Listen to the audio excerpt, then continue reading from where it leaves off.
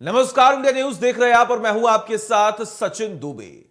जैसे जैसे चुनाव निकट आते हैं, वादों की झड़ी लग जाती है। सभी राजनीतिक दलों को सहसा गरीब आम आदमी की याद आने लगती है। राजनीतिक पार्टियां अपने अपने वादों से जनता को बड़े बड़े सपने दिखाती हैं। चुनाव आते ही महिला, युवा, अल्पसंख्यक, झुग्गियों में रहने वाले लोग याद आते हैं।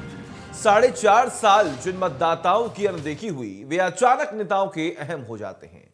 वादों में मुफ्त बिजली पानी, सस्ता अनाज, तेल, गैस, फोन और लैपटॉप जैसी चीजों का पिटारा खोल दिया जाता है, जिनसे मतदाताओं का ध्यान आकृष्ट होता है।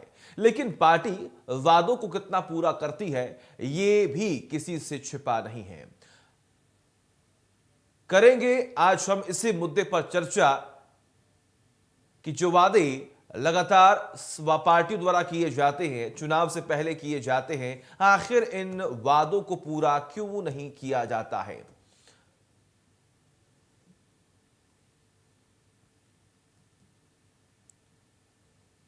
आम जनता इस भरोसे में रहती है कि हमने जिस पार्टी को चुना है, जिस पार्टी को सत्ता पर बैठाया है, वो हमारी समस्याओं को सुनेगा, हमारी समस्याओं का समाधान करेगा और जो वादे, जो बातें मैनिफेस्टो में, घोषणा पत्र में लिखी होती हैं, उन तमाम वादों को पूरा किया जाएगा।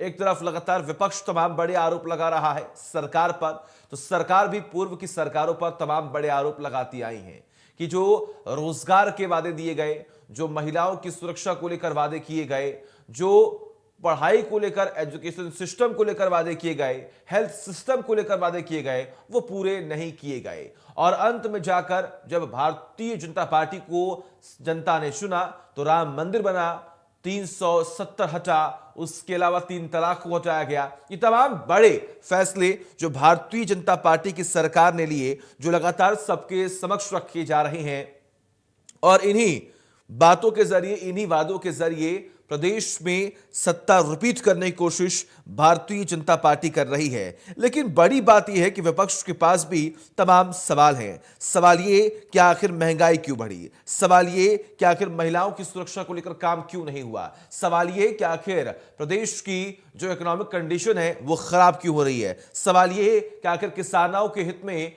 जो वादे लगातार पहले किए गए थे कि किसानों की आय दोगुनी होगी, आखिर उस पर कार्य क्यों नहीं किया गया, आखिर क्यों नहीं बच्चों के लिए एजुकेशन को अच्छा किया गया। ये तमाम ऐसे बड़े सवाल हैं जिसको लेकर विपक्ष सरकार को घेरने की कोशिश कर रहा है। आखिर क्यों निजीकरण किया जा रहा है, ये तमाम ऐसे बड़े सवाल हैं जिसके साथ विपक्ष लगातार हमलावर है सरकार पर। लेकिन सरकार वही दूसरी ओर ये दावे कर रही है कि जो हमने वादे किए थे सत्ता पर काबिज होने से पहले, उन तमाम वादों को हमने पूरा किया, हमने जनता के हित में काम किया, हमने महिलाओं के लिए काम किया, हमने बच्चों के लिए काम किया और इसलिए अंत में जाकर हम लैपटॉप और मोबाइल लोगों को बांट रहे हैं, बच्चों को बांट रहे हैं कि वो अपनी शिक्षा में सुधार कर सके, अपने ज्ञान को बढ़ा सकें, उनके ज्ञान में विस्तार हो। इसीलिए सरकार की तरफ से तमाम बड़े कदम उठाए जा रहे हैं। लेकिन आज हम बात करेंगे कि आखिर क्यों 4.5 साल तक हम उस जनता के बीच नहीं जाते हैं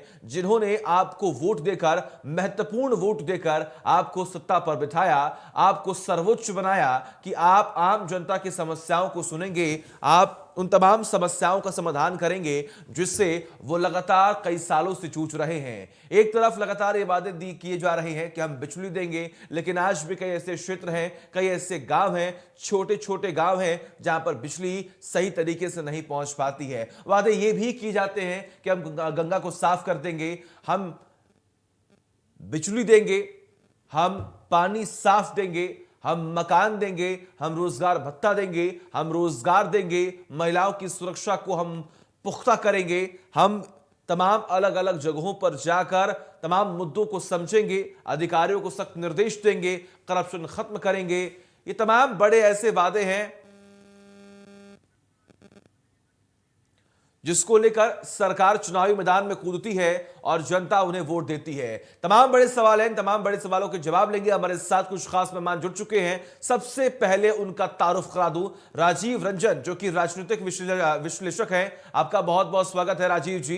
वही दूसरी ओर जावेद अहमद जो कि समाजवादी पार्टी से हैं, जो कि सभा का पक्ष रखेंगे। जावेद जी आपका भी बहुत बहुत स्वागत है। और रविंद्र द्विवेदी जो कि बीजेपी का पक्ष रखेंगे, आपका भी बहुत बहुत स्वागत है। रविंद्र जी, डिबेट की शुरुआत आपसे ही करते हैं। चर्चा का विषय यह है कि जो वादे सत्ता पर काबिज होने से पहले किए जाते हैं, आखिर उन वादों को सरकार क्यों नहीं पूरा करती है, आखिर पार्टी क्यों नहीं उन पर काम करती है। सवाल सीधा आपसे यह है कि जो वादे, जो मैनिफेस्टो में बातें कही गई थी, क्या वो पूर्ण हुए? क्योंकि विपक्ष आज ये कह रहा है कि कोई भी वादा पूरा नहीं किया गया, सिर्फ और सिर्फ सरकार खोखली है।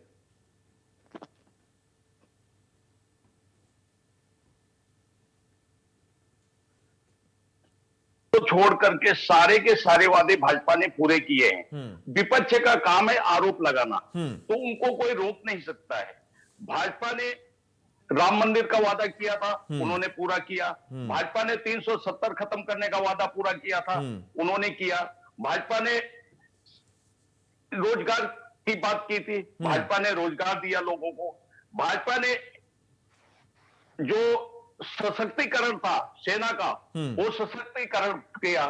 अब विपक्ष के पास कोई मुद्दा नहीं है केवल आरोप लगाने के लिए, तो उनको कोई भी रोक नहीं सकता है। आज जिस तरीके से भाजपा का पूरा काम पूरे विश्व में चर्चा का विषय बना है, चाहे वो केंद्र की सरकार हो, चाहे उत्तर प्रदेश की सरकार हो। आज आप किसी से पूछ लीजिए, उत्तर प्रदेश में अगर सर्वे आप कराएंगे तो सीधा सीधा भाजपा की सरकार बन रही है। योगी आदित्यनाथ जी के काम को पूरे देश में सराहा जा रहा है, चाहे विपक्ष हो चाहे पक्ष हो। आप किसी भी व्यक्ति से पूछ लीजिए, कोई भी व्यक्ति आज तक 5 साल की सरकार में बाबा के ऊपर कोई भी आरोप नहीं लगा पाई। अब विपक्ष के पास जब कोई मुद्दा नहीं रहता है, तो आरोप लगाने के अलावा उनके पास कोई कार्य बनता ही नहीं। जो वादे आपने किए वो पूर्ण किए, चाहे रोजगार की बात हो, चाहे महिलाओं की सुरक्षा को लेकर बात हो, चाहे वो सेना को लेकर बात हो, चाहे राम मंदिर को लेकर बात हो। जावेद अहमद जी, क्या लगता है, सरकार ने जो वादे किए थे, क्या वो वादे पूरे हुए? क्या रोजगार मिला? क्या महंगाई घटी?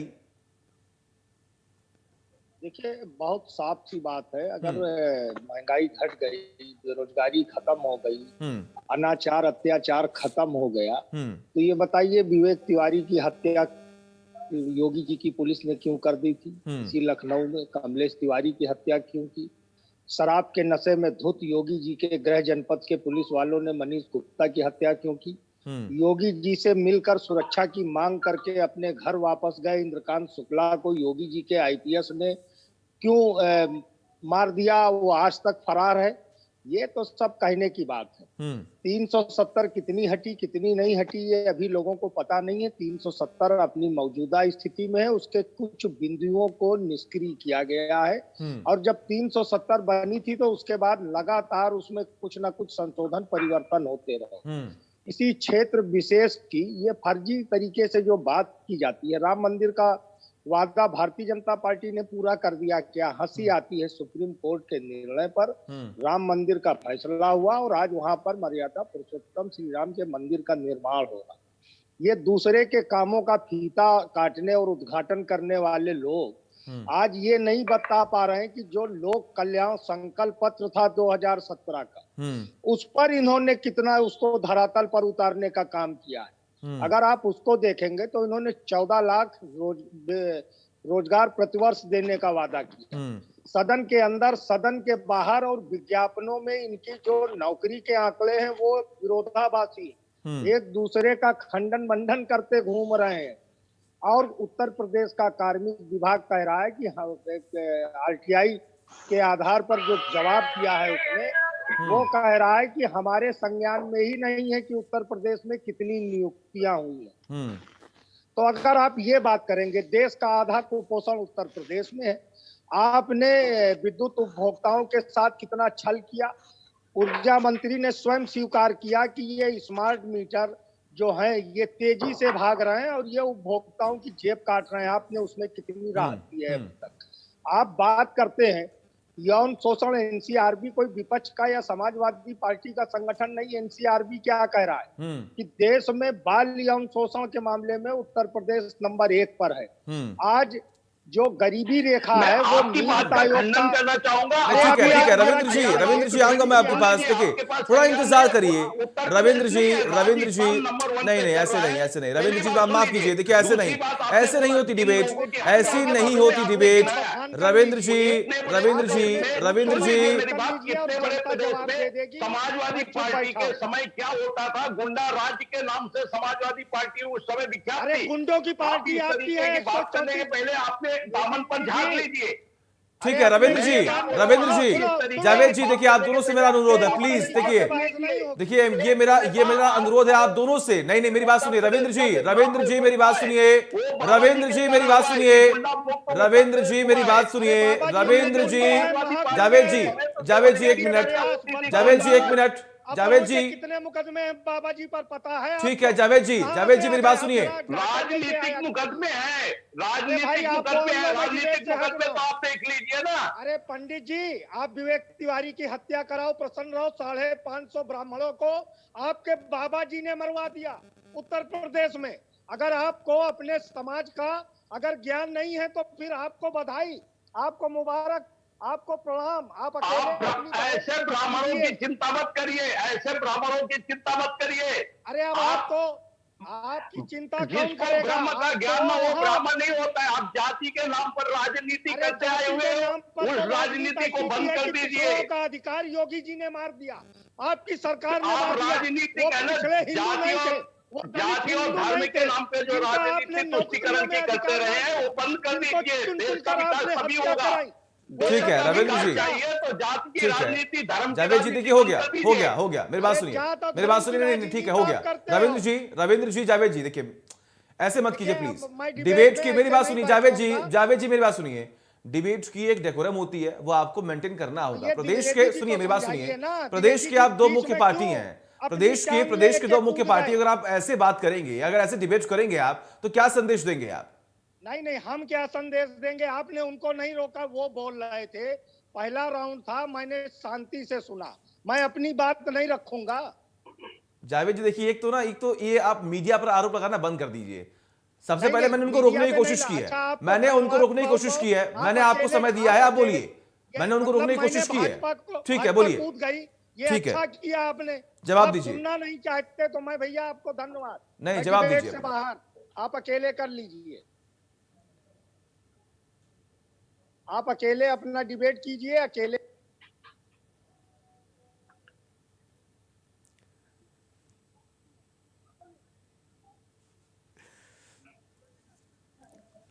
चलिए ठीक है, लगता है नाराज हो गए जावेद अहमद जी, और तमाम बड़ी बातें हैं, और शुरुआती दौर में अगर वो ऐसे भागेंगे तो क्या जनता से विश्वास वो कायम कर पाएंगे? जवाब ठीक है, देने के पास नहीं ठीक है रविंद्र जी, देखिए आऊंगा मैं आपके पास, देखिए इनके पास ठीक है, आऊंगा मैं आपके पास, कोई नहीं। आऊंगा मैं आपके पास। देखिए आपको मैंने समय दिया था।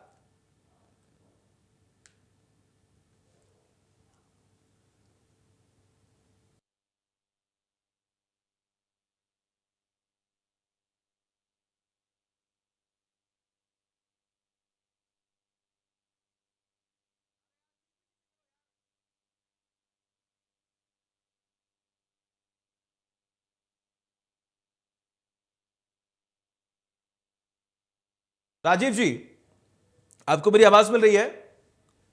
जी राजीव जी देखिए, तमाम बड़े मुद्दे हैं, आपने खुद देखा किस तरीके से यहाँ पर डिबेट जो है वो शुरुआत हुई, लेकिन सीधा सवाल मेरा आपसे यहाँ पर यही है कि देखिए तमाम बड़े वादे किए जाते हैं चुनाव से पहले। अगर हम भारतीय जनता पार्टी की बात करें तो एक भारत श्रेष्ठ भारत से लेकर 2019 में मोदी है तो मुमकिन है से लेकर अब जो इनका नारा है वो ये है कि सबका साथ, सबका विकास और सबका विश्वास। लेकिन क्या ये विकास हो रहा है? जो वादे लगातार पहले किए गए, क्या वो वादे पूर्ण रूप से जमीनी स्तर पर देखने को मिल रहे हैं? अच्छा सचिन जी, देखिए किसी भी चुनाव में, चाहे वो लोकसभा का चुनाव हो चाहे वो विधानसभा का चुनाव हो, राजनीतिक दल अपना घोषणा पत्र जारी करते हैं। वो उस घोषणा पत्र में वो बताते हैं कि जब उनकी सरकार बनेगी तो वो उसमें क्या क्या काम करेंगे। अब सवाल ये है कि इन घोषणा पत्रों की वैधानिकता क्या होती है? चुनाव से पहले आदमी बोल तो देता है कि हम सारे काम कर देंगे, जैसे बहुत से ऐसे मामले हैं जो कि सरकारों के बस में नहीं होते हैं, और सरकार बनने के बाद जब उनसे पूछा जाता है तो फिर वो गोलमोल जवाब देने लगते हैं। अब जैसे उदाहरण के तौर पे अखिलेश जी ने कल कहा है कि हम पेंशन को बहाल करेंगे, हम पुरानी पेंशन को बहाल करेंगे। अब हमारा ये सवाल है कि इसके पहले अखिलेश जी की 5 साल सरकार रही, उसके पहले उनके पिताजी की सरकार रही, तो अगर पेंशन मान लीजिए खत्म 2004 में हो गई थी तो बहाल क्यों नहीं किया? आज क्या पुरानी पेंशन को बहाल करना, क्या जो राज्य की वित्तीय स्थिति है उसके अनुसार ये सही है? तो सवाल ये है कि वादे ये लोग कर देते हैं, वादे इसलिए कर देते हैं कि उसका फायदा इनको चुनाव में मिल सके और जो भी वो वर्ग उस वादे से प्रभावित हो उनका वोट मिल सके। नहीं बिल्कुल। अब उसके बाद जैसे ही चुनाव अगर हम बात करें को धरातल पर उतारना बड़ा ही कठिन होता है। जी जी जी बिल्कुल सही कहा आपने। और देखिए तमाम वादे पहले भी किए गए लेकिन वो वादे पूर्ण नहीं हो पाते, और जावेद अहमद जी से भी अगर तमाम सवाल किए जाएं तो पहले ही भाग गए। अगर वो इस तरीके से बीच में डिबेट छोड़कर जा रहे हैं तो क्या जनता का विश्वास जीतेंगे और क्या जनता के लिए काम करेंगे?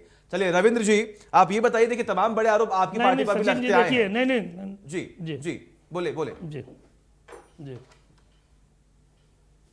रविंद्र जी तमाम बड़े आरोप। सचिन जी ये कहना है कि आपने जावेद जी से जब सवाल, अच्छा रविंद्र जी से, अच्छा आपका सवाल रविंद्र जी से, पूछिए सॉरी जी रविंद्र जी। देखिए तमाम बड़े आरोप लगते हैं आपकी पार्टी पर भी। रोजगार का वादा किया, रोजगार नहीं मिला, महंगाई बढ़ी, मुश्किलें बढ़ी, आम जनता परेशान हुई, महिलाओं के साथ दुष्कर्म भी हो रहे हैं। ये तमाम बड़े आरोप लग रहे हैं और हर बार एग्जाम्पल दिया जाता है कि आखिर किस तरीके से तमाम अलग अलग जगहों पर महिला के साथ जो है वो बदसलूकी की जाती है। तो आखिर जो वादे पहले किए गए कि हम कानून व्यवस्था को मजबूत करेंगे, क्या वो हो पाए हैं अभी तक?